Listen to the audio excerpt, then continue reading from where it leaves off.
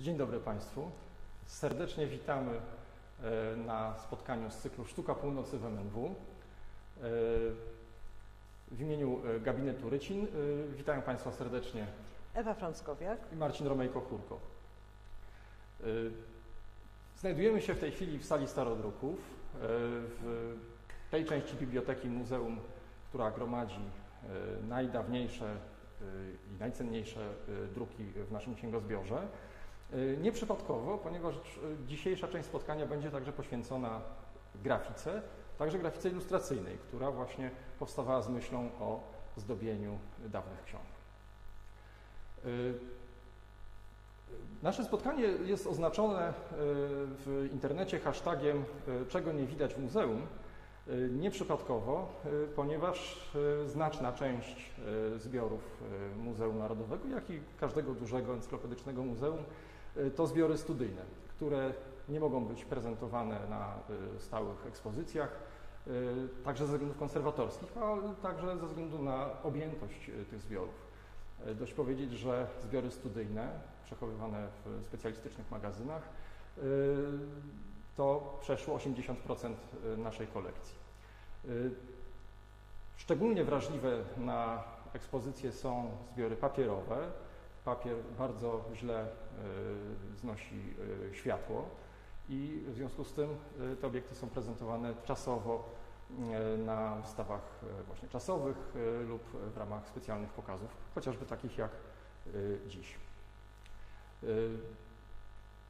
Nasza kolekcja grafiki należy do największych w kraju, właściwie stanowi największą kolekcję graficzną w Polsce.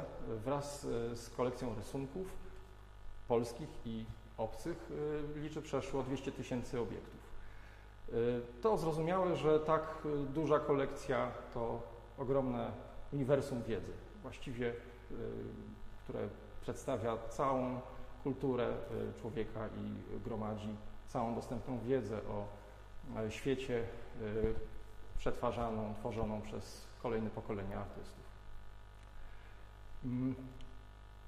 Można tę kolekcję badać, analizować, podziwiać na różne sposoby, bardzo różnymi metodami naukowymi, ale taką podstawową i dającą też wiele takiej naturalnej przyjemności jest trop ikonograficzny. I chyba właśnie od takiego ikonograficznego tropu najwygodniej będzie rozpocząć opowieść o sztuce północy, o północy w naszej kolekcji, o północy Europy. Chciałbym dzisiaj przedstawić kilka widoków Norwegii, pochodzących z niezwykłego dzieła, z wielkiej księgi, która wprowadzała Skandynawię w obieg europejskiej, światowej wiedzy i wzbogacała imaginarium o tej części świata. Kilka widokowych rycin przedstawiających norweskie miejscowości i twierdze pochodzi z dzieła Samuela Pufendorfa, wybitnego szwedzkiego historiografa i prawnika, bardzo ciekawego uczonego, profesora Uniwersytetu w Lund, którego dorobek dotyczy podstaw prawa międzynarodowego, ale także, o czym warto pamiętać, jest to autor, który w jednym z traktatów wprowadził termin kultura w dzisiejszym, nowoczesnym rozumieniu tego słowa, obejmującym całokształt dokonań ludzkości. Samuel Pufendorf stworzył kronikę dziejów szwedzkiego króla, Karola X Gustawa. Dzieło nosi łaciński tytuł De Rebus a Carolo Gustavo Suetie Regis Gestis i zostało wydane w 1696 roku, już po śmierci monarchy, w Norymberdze i stanowi propagandową opowieść o dokonaniach monarchy, który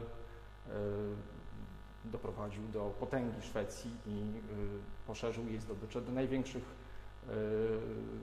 Szwecja wówczas osiągnęła największe rozmiary w swojej historii. Jest to dzieło, które zostało wydane w kilku wersjach językowych. W naszych zbiorach posiadamy wersję łacińską, a także wydaną rok później, w 1697, wersję francuskojęzyczną.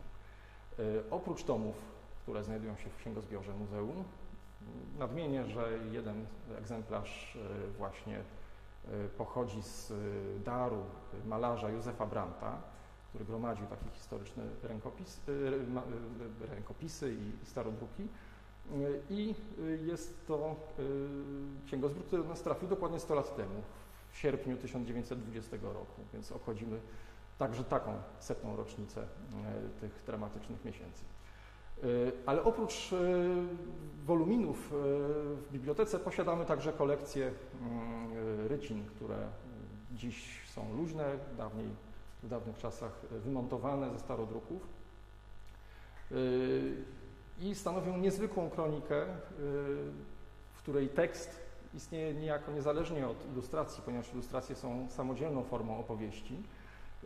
Nie tylko ilustrują tekst Pufendorfa, ale stanowią właśnie taką wizualną narrację, często dopełniającą tekst o treści, których w tekście nie ma. Lub odnoszą się, poszerzają pasusy, które są oznaczone glosami, odnośnikami na marginesach. Znakomita większość dzieła Pufendorfa opowiada o dziejach II wojny północnej, okresu niezwykle burzliwego, który po pokoju westfalskim w 1648 roku nie doprowadził do pełnej stabilizacji sytuacji w Europie Północnej wraz ze wzrostem aktywności Moskwy, z destabilizacją Rzeczypospolitej obojga narodów i wraz z takimi tektonicznymi ruchami w obrębie basenu Morza Bałtyckiego. Szwecja, która zdobyła mocarstwową pozycję i zbudowała ogromną armię w połowie XVII wieku, z jednej strony musiała zabezpieczyć swoją pozycję w tym obszarze ze względów tak handlowych, jak i strategicznych, a zarazem uzyskać środki na utrzymanie niezwykle licznej wówczas armii. Jeśli do tego dodać roszczenia dworu szwedzkiego do polskiej korony i ogólnie bardzo niespokojną sytuację właśnie w Europie Środkowo-Wschodniej, wybuch wojny, którą my kojarzymy ze szwedzkim potopem, był nieunikniony. Ten mechanizm, który my kojarzymy oczywiście głównie z rabunkiem, z największym upadkiem Rzeczypospolitej, największym dramatem, takim także demograficznym. Polska utraciła przecież wówczas największą procentowo udział ludności w wyniku tej katastrofy. Więc ten bardzo taki sienkiewiczowski wizerunek potopu ma bardzo szerokie, powiedzielibyśmy, geostrategiczne tło. Zatem północna Europa i Półwysep Skandynawski stał się obszarem bardzo niespokojnym w owym czasie, bardzo niestabilnym. Sytuacja na fronty tej wojny zmieniały się jak w kalejdoskopie. Przełomowym momentem był pokój w Roskilde, zawarty w marcu 1658 roku, w wyniku którego Dania, będąca wówczas w sporze, w konflikcie ze Szwecją, utraciła aż 1/3 swojego terytorium. Na pierwszej prezentowanej dziś rycinie Erika Dahlberga widzimy twierdzę Bohus. Twierdzę, która na mocy pokoju w Roskilde została przejęta przez Szwecję pod koniec marca, 30 marca 1658 roku. Była to twierdza położona w strategicznym rozwidleniu rzeki Gotha, na rozwidleniu jej odnogi Nordre i została rozbudowana po przejęciu przez Szwecję właśnie przez Erika Dahlberga, o którym koniecznie należy powiedzieć kilka słów, bo była to postać niezwykle ciekawa. Erik Dahlberg, autor tej ryciny, a także twórca, architekt wielu fortyfikacji szwedzkich, osiągnął niezwykłe sukcesy. Jego kariera rzeczywiście może sprawiać ogromne wrażenie. Był człowiekiem obdarzonym wieloma talentami. Choć pochodził z rodziny chłopskiej, jego talenty były bardzo szybko dostrzeżone. Pierwotnie uczył się fortyfikacji na Pomorzu Zachodnim, a także po dostrzeżeniu jego talentów plastycznych trafił do Frankfurtu, jednego z największych niemieckich ośrodków wydawniczych, gdzie uczył się rysunku i grafiki w oficynie Merianów, jednych z najwybitniejszych grafików, którzy właśnie niezwykle rozwinęli sztukę grafiki wedutowej i tworząc tak wielkie dzieła graficzne, tak wielkie cykle jak Teatrum Europeum, właściwie wywyższyli ten gatunek sztuki graficznej w świecie. Erik Dahlberg swój talent wykorzystywał także dla celów wojskowych i towarzyszył Karolowi X Gustawowi jako taki zaufany kwatermistrz, ale przede wszystkim technik wojskowy, który we wszystkich w wielu wyprawach wojennych i także w czasie potopu szwedzkiego w Polsce dokonywał zwiadu i przed planowanymi atakami właśnie jego rysunki i ustalenia służy przygotowaniu ataków i uzbrojeń, budowy niezbędnych fortyfikacji, wzmocnienia zdobytych twierdz lub planów ich także rozbiórki. To jest moment, w którym grafika, z jednej strony graficy już zdobywali samodzielność, ale z drugiej strony właśnie grafika potrafiła spełniać tak doniosłe cele praktyczne.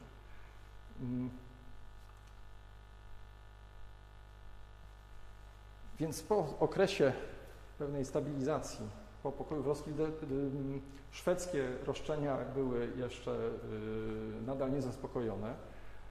W ramach pokoju w Roskilde w ręce szwedzkie zostały przejęte została Trondheim, ta duchowa stolica Norwegii, wraz znaczy miasto, które było miastem centrum pielgrzymkowym, jako miejsce pochówku patrona Norwegii, króla Olafa II Świętego i także tradycyjne miejsce koronacji królów norweskich. Także tak symboliczne miejsce zostało przejęte przez Szwecję. Jednak szwedzkie rządy, nawet Pufendorf to zauważa, były w tym miejscu bardzo źle odebrane przez ludność, były bardzo ofensywne. Władza stosowała brutalny pobór do armii, bardzo ciężkie podatki i wysokie cła, co spowodowało bunt mieszkańców Trondheim, miasta, które także miało bardzo ważne znaczenie gospodarcze i stanowiło jedno z głównych ośrodków wydobycia miedzi, towaru bardzo wówczas przecież istotnego. I na tym miedziorycie Dahlberg przedstawił miasto w stanie, w jakim Szwecja objęła je właśnie wiosną 1658 roku. W bardzo charakterystyczny sposób, łącząc walory kartograficzne z taką kompozycją o walorach artystycznych, z charakterystycznym sztafarzem, wędrowcem na pierwszym planie. Dahlberg miał ogromny talent takiego bardzo swobodnego, twórczego łączenia kartografii z walorami artystycznymi. W tym ujęciu Trondheim jest ujęte kartograficznie, orientowane właśnie ku północy. Widzimy jego strategiczne położenie nad rzeką Nidelwą. Zaznaczone na legendzie są strategiczne, najważniejsze punkty miasta z niezwykłą precyzją. Kościół katedralny, pałac arcybiskupi, kościół szpitalny i fortyfikacje.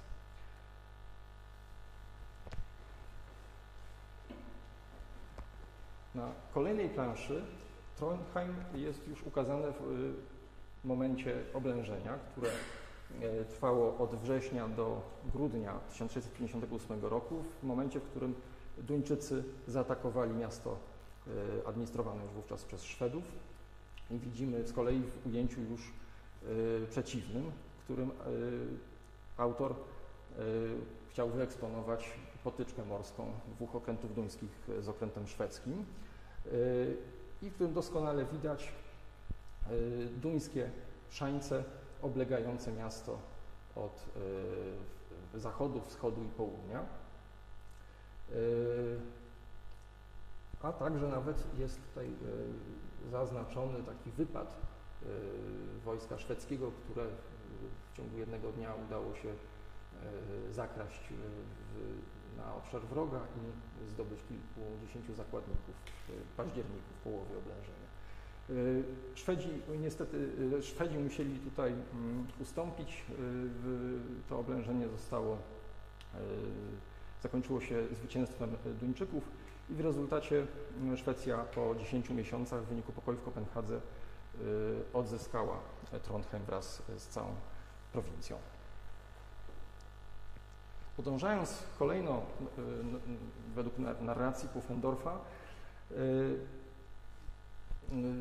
w 7., ostatniej księdze jego dzieła możemy odnaleźć jeszcze jeden norweski widok, mianowicie widok oblężenia Halden.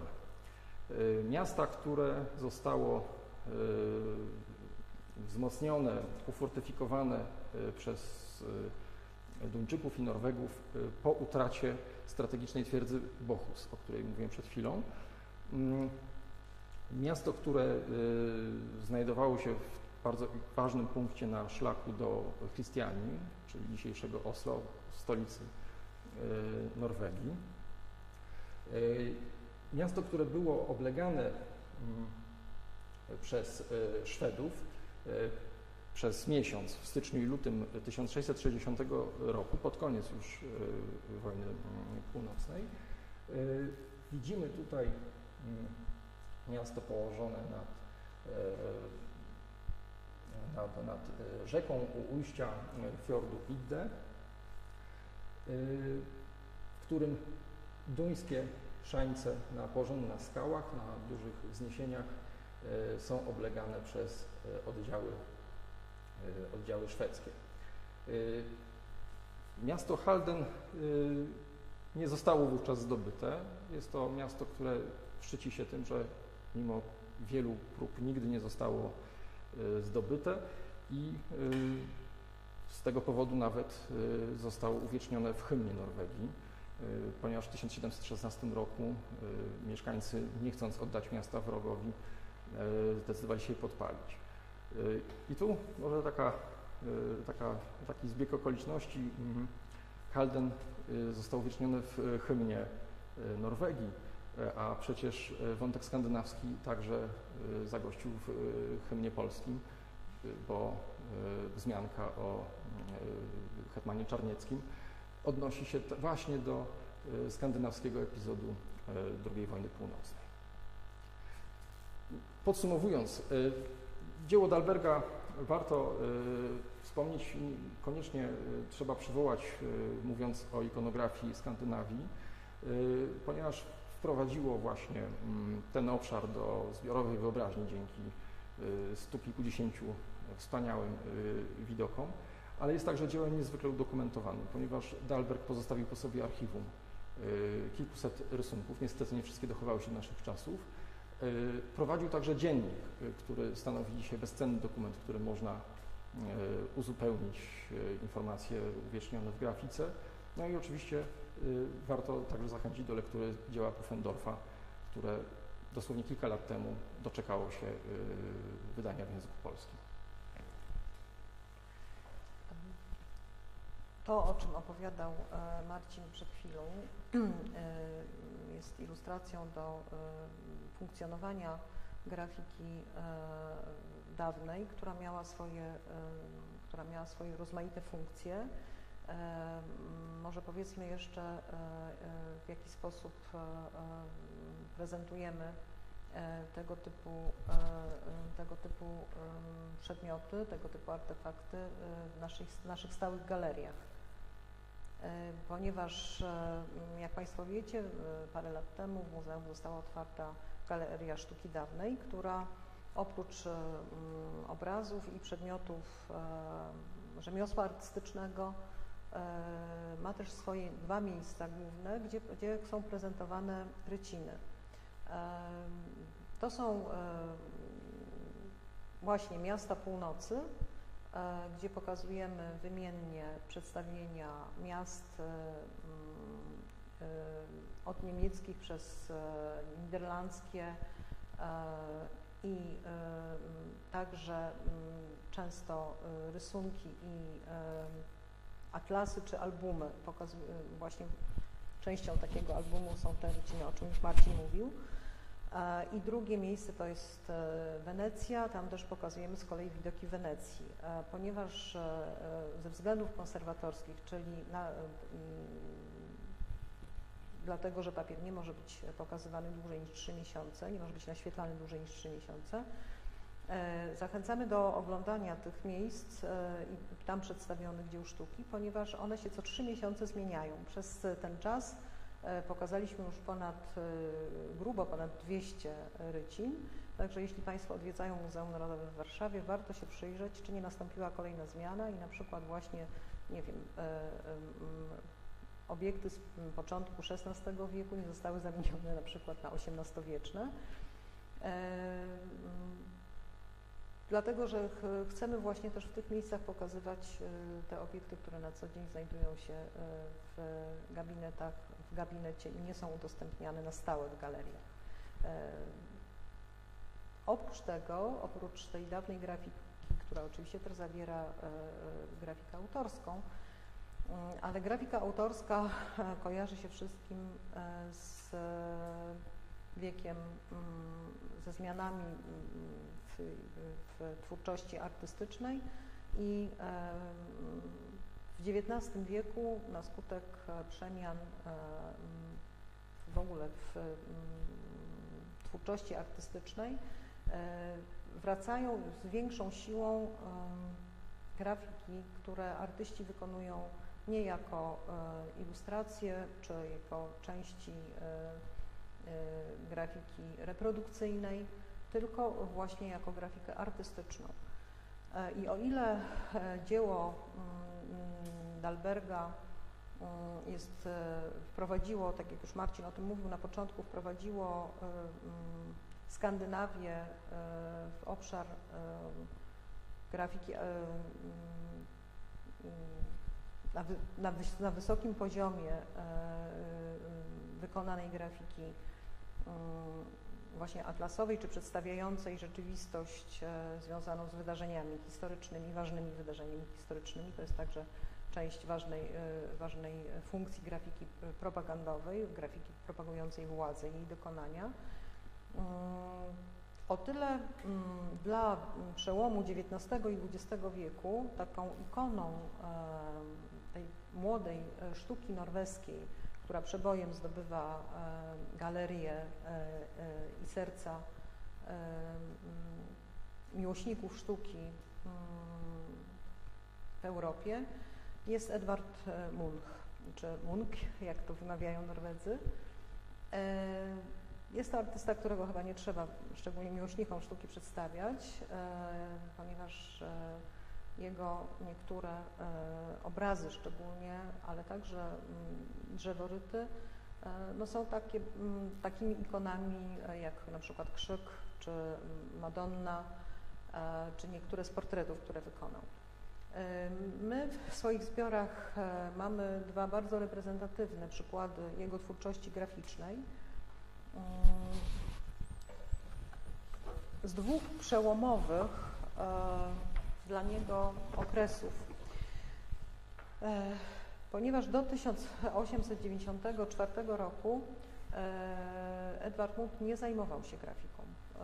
Zainteresował się nią na skutek pewnego wydarzenia, a właściwie całej serii wydarzeń związanych z wystawianiem, a właściwie z brakiem możliwości wystawiania swoich obrazów.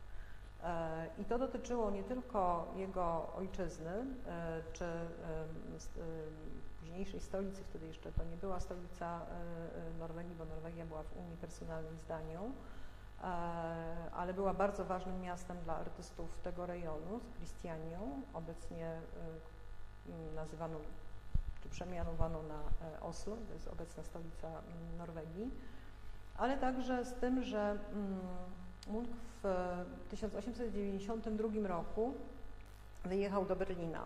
Berlin dla artystów północy, także i dla Polaków w tym czasie, dla artystów polskich, był takim Paryżem północy, tak? Wyjeżdżało się do Berlina, bo tam się coś działo, tam był ferment, tam spotykali się artyści, którzy chcieli stworzyć coś nowego, dokonywać zmian w sztuce mieszczańskiej czy w sztuce oficjalnej.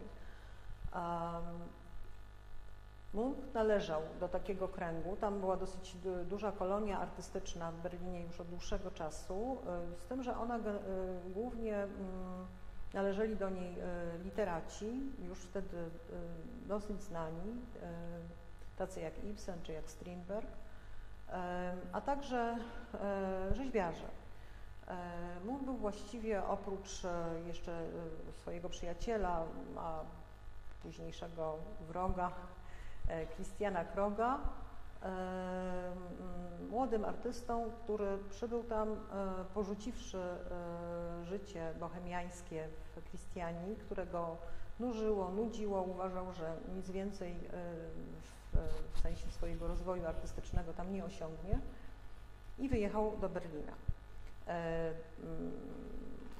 Artyści wówczas tworzący to środowisko, fermentujące bardzo w Berlinie.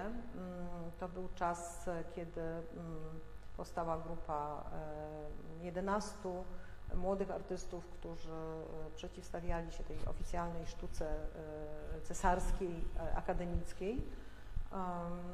I był już tylko krok od powstania berlińskiej secesji.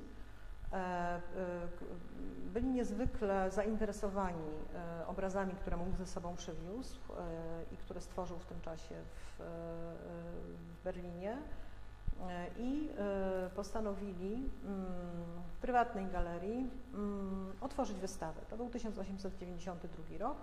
Wystawa została otwarta 8 listopada. Zrzeszenie artystów, które nie do końca znając pracę Muncha, zdecydowało się sfinansować tę wystawę. Już po pierwszym dniu trwania wystawy podzieliło się na dwie części. Tych, którzy uważali, że wystawę trzeba natychmiast zdjąć i tych, którzy mówili, nie, no może jeszcze chwilę, niech publiczność się zapozna, to taki świeży powiew ze Skandynawii, coś nowego, coś ożywczego, może wreszcie będziemy o sztuce nowoczesnej rozmawiać. Zostało zwołane walne zgromadzenie członków Zrzeszenia Artystów, które po 8 dniach podjęło decyzję o tym, że wystawa się zamyka i tym sposobem publiczność berlińska, która rzeczywiście, jak to zwykle bywa, bo o tej wystawie i o skandalu z nią związanym pisały wszystkie czasopisma berlińskie i w ogóle niemieckie, nie zdążyła tej wystawy obejrzeć. Munch po doświadczeniach z Christianii, gdzie był krytykowany właściwie od pierwszego momentu, kiedy swoje obrazy zaczął pokazywać w galeriach, specjalnie się tym faktem nie przejął, ponieważ życie towarzyskie, artystyczne pochłonęło go wtedy całkowicie. To rzeczywiście był ten moment też, kiedy pojawił się w tym towarzystwie Stanisław Przybyszewski, kiedy te dyskusje na temat zerwania ze sztuką oficjalną, ale przede wszystkim epatowania drobnomieszczańskiej publiczności były bardzo żywe, bardzo ważne. Odbywało się to zresztą wszystko oczywiście w takiej skandalizującej atmosferze. Więc jakby ta klęska w gruncie rzeczy z wystawieniem obrazów nie była aż może tak dotkliwa, bo wszyscy artyści z tego kręgu bardzo doceniali sztukę Muncha. Niemniej wrócił na jakiś czas do Christianii, potem bardzo szybko przeniósł się do Kopenhagi. To było też dla niego ważne miejsce i ważne środowisko, ale już w 1894 roku jeden z mecenasów zainteresowanych jego sztuką, Eberhard von Bodenhaus, zaproponował mu, żeby wrócił do Berlina i może spróbował, tak jak to już robili artyści, których nazywamy impresjonistami niemieckimi, czyli Liebermann, Slevogt i Corinth, spróbował oswoić publiczność ze swoją sztuką poprzez przygotowanie teki graficznej. Munch nie miał żadnego przygotowania technicznego. Wynajął atelier w Berlinie, w którym zresztą mieszkał, bardzo wygodne atelier, z którego był niezwykle zadowolony i w zasadzie poprzez kontakty z zakładami graficznymi, z technikami, którzy zajmowali się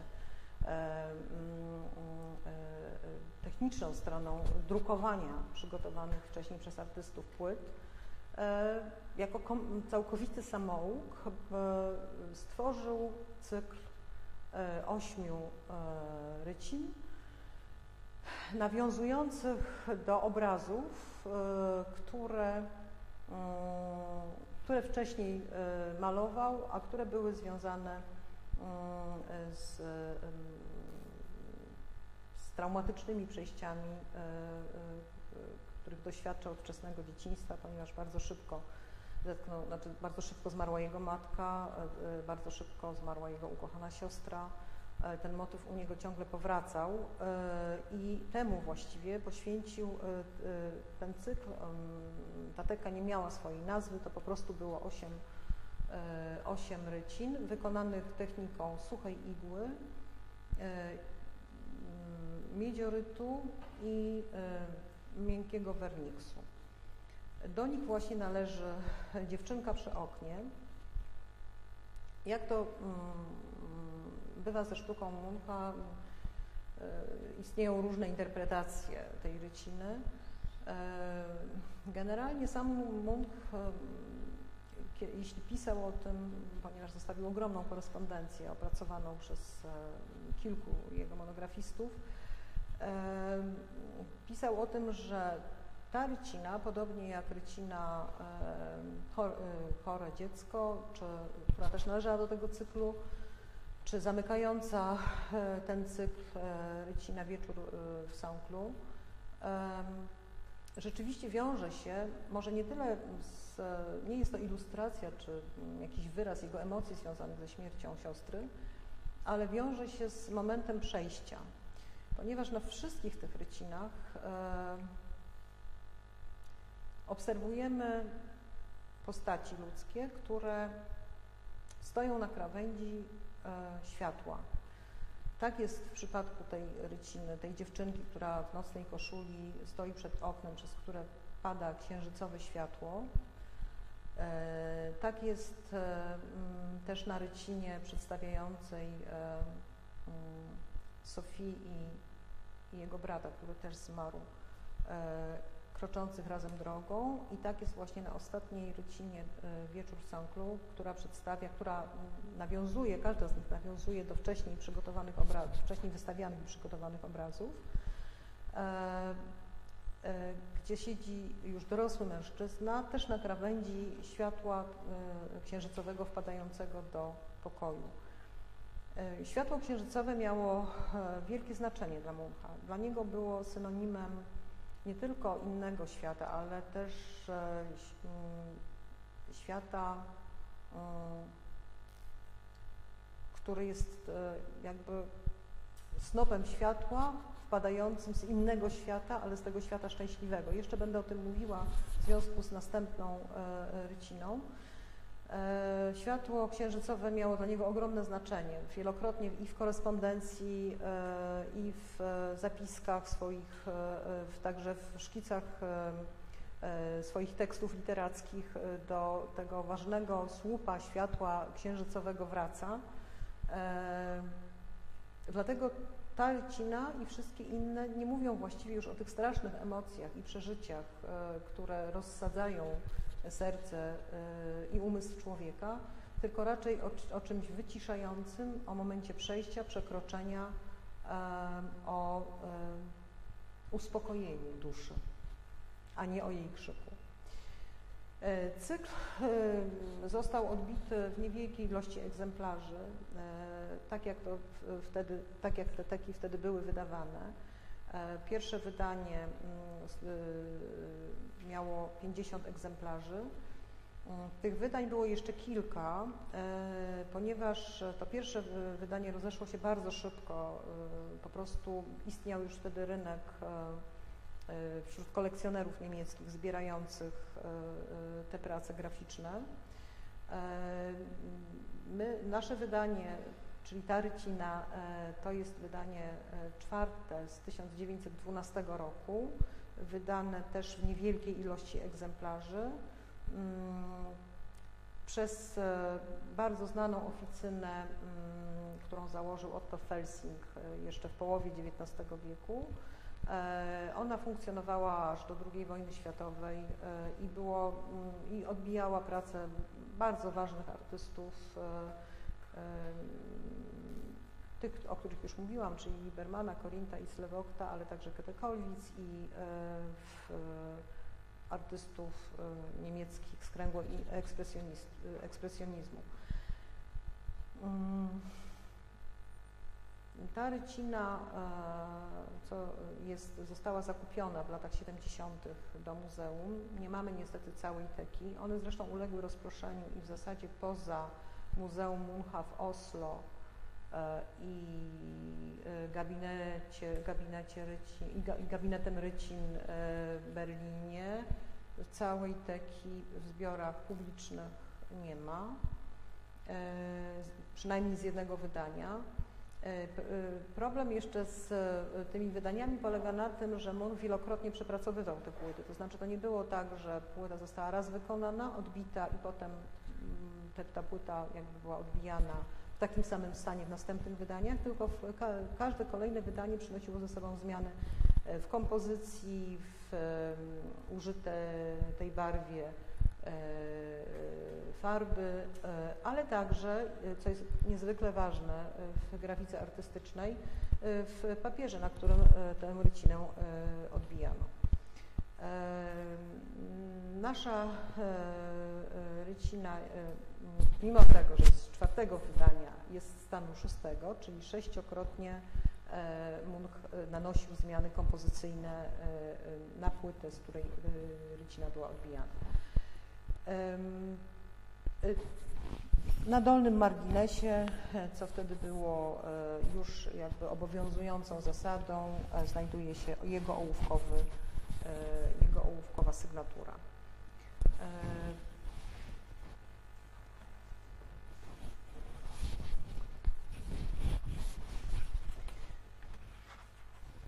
Oprócz technik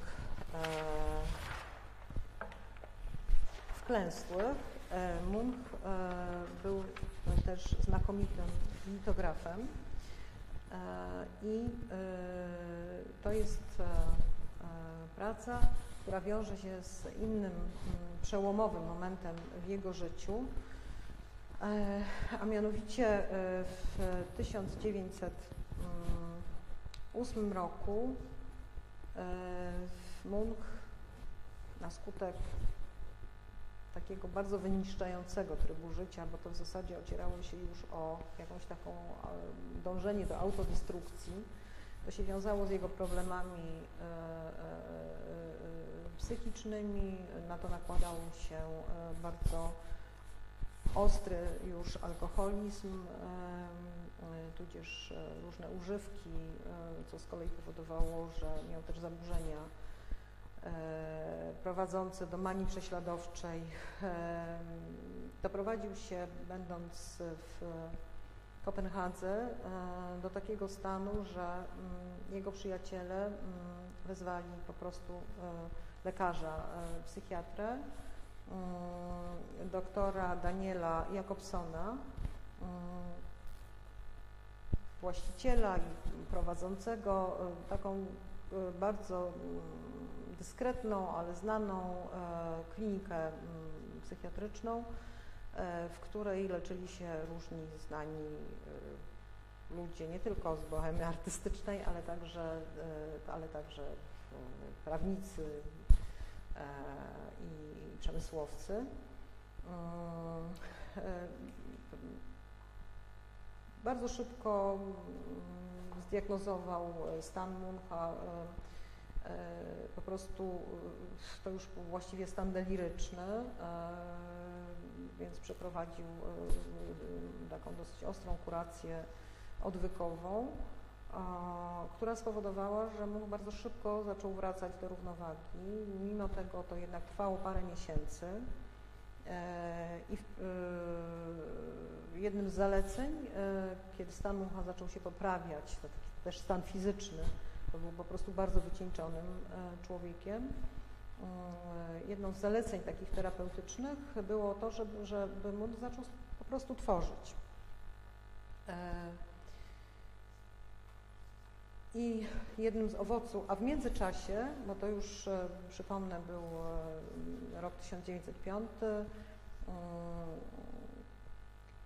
i publiczność, i sytuacja artystów awangardowych w tym czasie to już była zupełnie inna pozycja. Jednak działania i berlińskiej secesji, i narastający ruch ekspresjonistyczny, który opierał się między innymi też na dokonaniach Muncha ze strony, jeśli chodzi o ten impuls północny, i na pracach Van Gogha, jeśli chodzi o powiedzmy francuski krąg kulturowy, i Gogena. Te wystawy krążyły już po Europie, także krytyka artystyczna w Norwegii i Danii jednak w pewien sposób zaczęła otwierać publiczność skandynawską na nowe prądy artystyczne. W tym czasie, kiedy Munch był w klinice, jego przyjaciele, literaci i krytycy artystyczni zaczęli myśleć o tym, że już chyba jest czas na to, żeby się odbyła wielka wystawa monograficzna prac Muncha. Zaplanowano ją w 2 etapach. W pierwszym etapie miały być pokazywane w Kopenhadze w galerii Blomqvista, która była tym, czym była Galeria Kazirerów w Berlinie, czyli takim miejscem awangardowej, gdzie się pokazywało awangardową sztukę, ale ona już miała wtedy niezwykle wysoką pozycję na rynku artystycznym, bo nie ukrywajmy, że chodziło też o to, żeby zgromadzić jakieś pieniądze, bo to była galeria, która sprzedawała też sztukę. Najpierw miały być pokazane ryciny, litografie i drzeworyty, a następnie wszystkie dotychczasowe obrazy Muncha, cały jego dorobek życiowy. I w tym czasie Munch postanowił napisać traktat,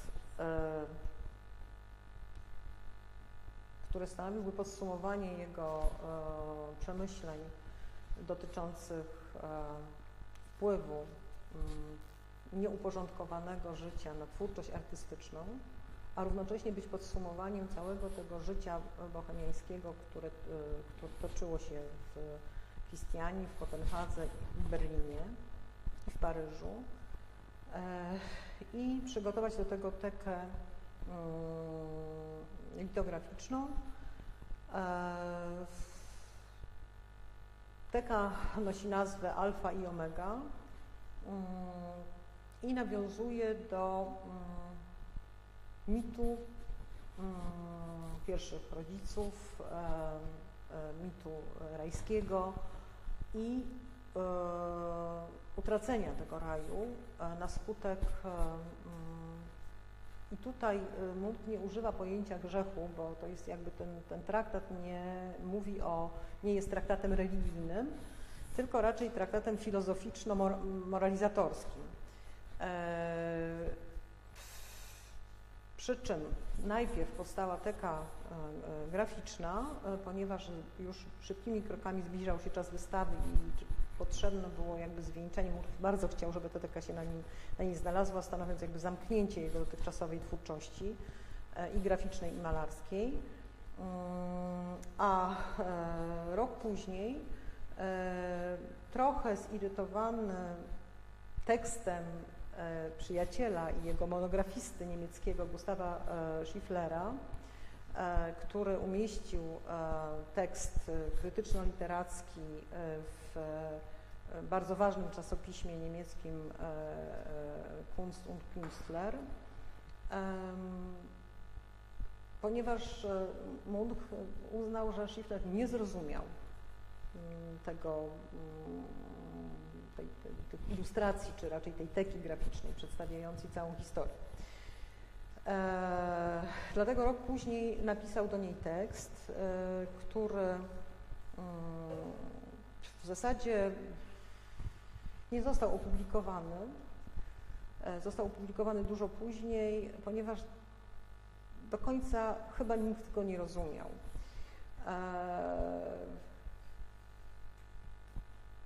Traktowano go raczej jako rodzaj wytworu wyobraźni. Jego niezrozumiałość składano na karb tego, że w tym czasie znajdował się w klinice psychiatrycznej.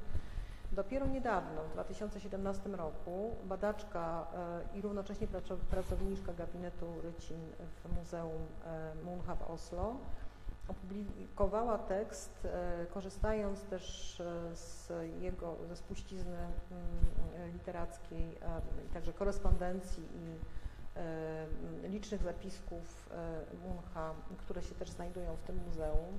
To jest muzeum, które prowadzi cały jego ewr. Korespondencji z siostrą, z ciotką, która była bardzo ważną postacią w jego życiu, i pokusiła się właśnie o zebranie tego materiału i o jego reinterpretację. Wynika z niej, że rzeczywiście Munch w tym cyklu postanowił pokazać, jeszcze raz przywołać wielki mit o utracie raju, o utracie idealnego świata spowodowanego w tym przypadku nie tyle grzechem pierworodnym, czyli złamaniem jakiegoś zakazu narzuconego przez Boga czy przez bóstwo, tylko przez odwrócenie się człowieka od jego człowieczeństwa, od jego humanizmu i osunięcie się w takie zezwierzęcenie. Kolejne plansze tego cyklu przedstawiają najpierw alfę i omegę, przy czym alfa jest jakby figurą Adama, a omega jest kobietą, jest Ewą, żyjących w szczęśliwości na pięknej wyspie, pełnej wspaniałych drzew, kwiatów, żyjących w zgodzie z naturą i zwierząt, łagodnych i pełnych, i wszystko jest to pełne szczęścia, właśnie pięknych zachodów i wschodów księżyca, do momentu, w którym omegę ogarnia straszliwa nuda. I to jest słowo klucz, ponieważ w tym czasie, pod koniec XIX wieku, na przełomie XIX wieku, nudzili się wszyscy. I przy czym nie była to nuda wynikająca z braku zajęcia, tylko raczej taka nuda duchowa, ciągle poszukiwanie nowych rzeczy, ciągłe poszukiwanie nowych doznań, przekraczanie barier, eksperymentowanie ze swoim ciałem, ze swoim zdrowiem, no takie klasyczne objawy epoki końca wieku. Munch w tym traktacie ilustrowanym przedstawieniami z teki alfa i omega pokazuje taki moment, kiedy omedze już nie wystarcza miłość alfy i idealne życie, próbuje znaleźć nowe doznania. I te doznania znajduje w obcowaniu cielesnym ze zwierzętami. Tutaj mamy właśnie takie przedstawienie w dwóch ujęciach, takim wstępnym, szkicowym i już takim ostatecznym ujęciu przedstawiające jej pierwszego kochanka, którym jest niedźwiedź. Ewa zachwyca się jego siłą, jego brutalną zwierzęcością. Jest w tym traktacie taki bardzo sensualny opis sierści zwierzęcej. Następna plansza pokazuje z kolei Ewę z tygrysem, gdzie Ewa wkłada do paszczy tygrysiej rękę i dotyka kłów zwierzęcia. I to tak trwa przez jakiś czas. Alfa w tym czasie znajduje się w innej części wyspy, ale spotyka Ewę, kiedy ona dokonuje się w niej taka ostateczna przemiana w momencie, kiedy spotyka węża. Zmieniają się nawet jej oczy z błękitnych, pełnych blasków, czerwone, naznaczone czarnymi plamami. Omega, uznając, że w pewnym momencie to także i to zaczyna ją nużyć, opuszcza wyspę na grzbiecie jelenia. Alfa przeżywa rozliczne przygody, po czym Ewa wraca, Omega wraca na grzbiecie jelenia i uwalniając rozpacz, poczucie utraty, Alfa ją zabija. Ostatecznie sam zostaje zabity, ponieważ okazuje się, że zwierzęta urodziły hybrydy, pół zwierzęta, pół ludzi, fizycznie pół zwierzęta, pół ludzi, natomiast są to stworzenia, które już nie posiadają duszy, czy raczej ducha. Nie potrafią myśleć, nie są racjonalne, nie potrafią nazywać, opisywać rzeczywistości, nie potrafią też odróżnić dobra od zła. I one ostatecznie zabijają Alfę. I tak się kończy ten cykl, ta opowieść, która zresztą stała się bardzo szybko kanwą sztuki teatralnej, którą do dzisiaj awangardowe teatry skandynawskie grają z dużym powodzeniem.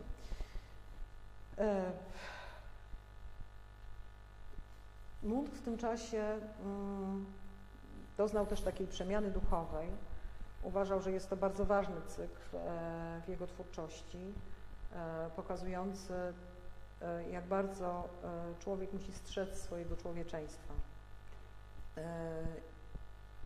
Antycypując nadchodzącą burzę, bo już było blisko do I wojny światowej, jak zresztą co bardziej wrażliwi artyści, przestrzegał przed takim niekontrolowanym, nieuporządkowanym dążeniem do osiągnięcia przyjemności, która nie może zostać osiągnięta, bo ciągle jest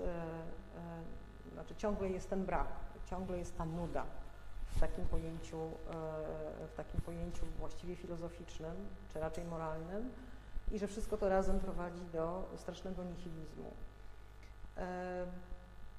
Właściwie oprócz tego tekstu krytycznego w Kunst und Künstler Schieflera, większe opracowania na ten temat nie zostały, przynajmniej w tym czasie, kiedy cykl został zaprezentowany, opisane.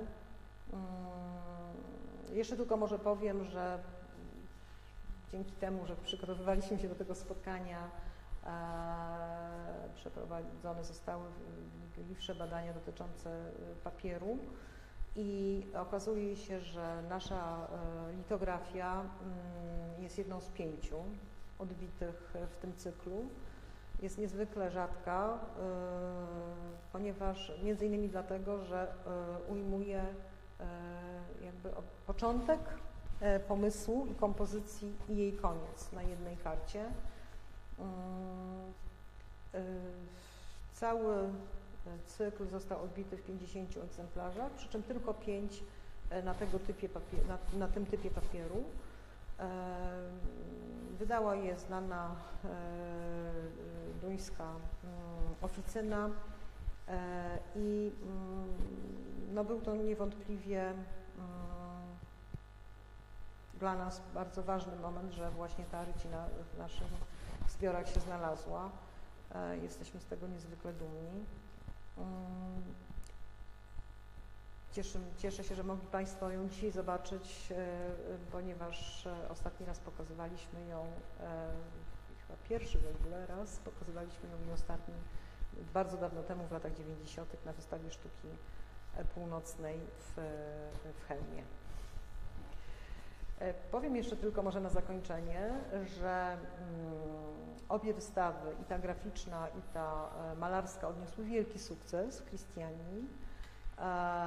Przyjaciele byli niezwykle zadowoleni z tego sukcesu i postanowili, że trzeba jakoś uczcić to wydarzenie.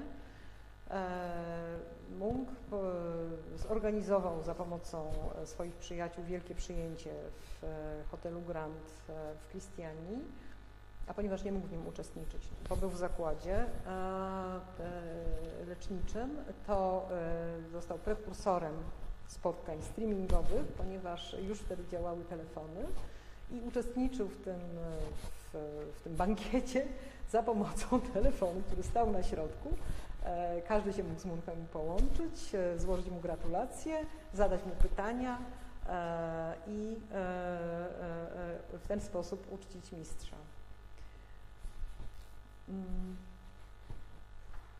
A może to jest dobry moment właśnie, żeby zaprosić uczestników dzisiejszego spotkania do zadawania nam pytań. Mamy pytanie dotyczące twórczości graficznej w okresie berlińskim. Prośba o to, żeby powiedzieć, do jakich konkretnych dzieł malarskich nawiązuje grafika. To ja się tutaj posłużę się ściągą, że tak powiem. Tak, więc to było 8 prac. Jeśli chodzi o... Jeszcze przywołam tę wycinę.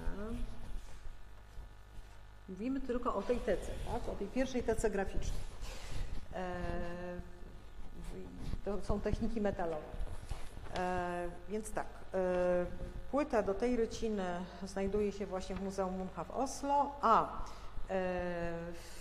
pierwowzorem, tak my to nazywamy, w gabinecie rycin, do tej ryciny jest obraz z 1893 roku, Dziewczynka przy oknie, olejny obraz na płótnie, obecnie znajdujący się w Instytucie Sztuki w Chicago. Pozostałe prace to jest Chora dziewczyna, obrazy są też z początku lat 90., ich jest kilka, no jak to Munch miał w zwyczaju, tak, on pewne tematy opracowywał wielokrotnie. Na pewno 2 z tych kompozycji znajdują się w muzeum w Oslo, jedna w Stanach Zjednoczonych, chyba w Chicago, ale myślę, że to można sobie znaleźć w różnych bazach danych.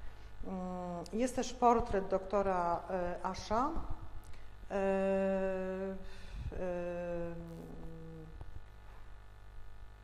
Światło księżyca, to jest właśnie ta, o której mówiłam, Wieczór w Saint-Cloud, to jest następny i to są, one mają takie same tytuły, te obrazy mają takie same tytuły, wszystkie poprzedzały dosłownie o 2-3 lata powstanie rycin.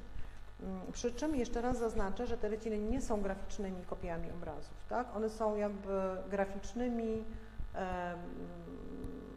wariantami tematów, tak? To nie jest tak, że ta kompozycja Dziewczyna przy oknie jest, znaczy ona jakby, sama zasada jest podobna, natomiast ona oczywiście działa przede wszystkim jak u Muncha, tak?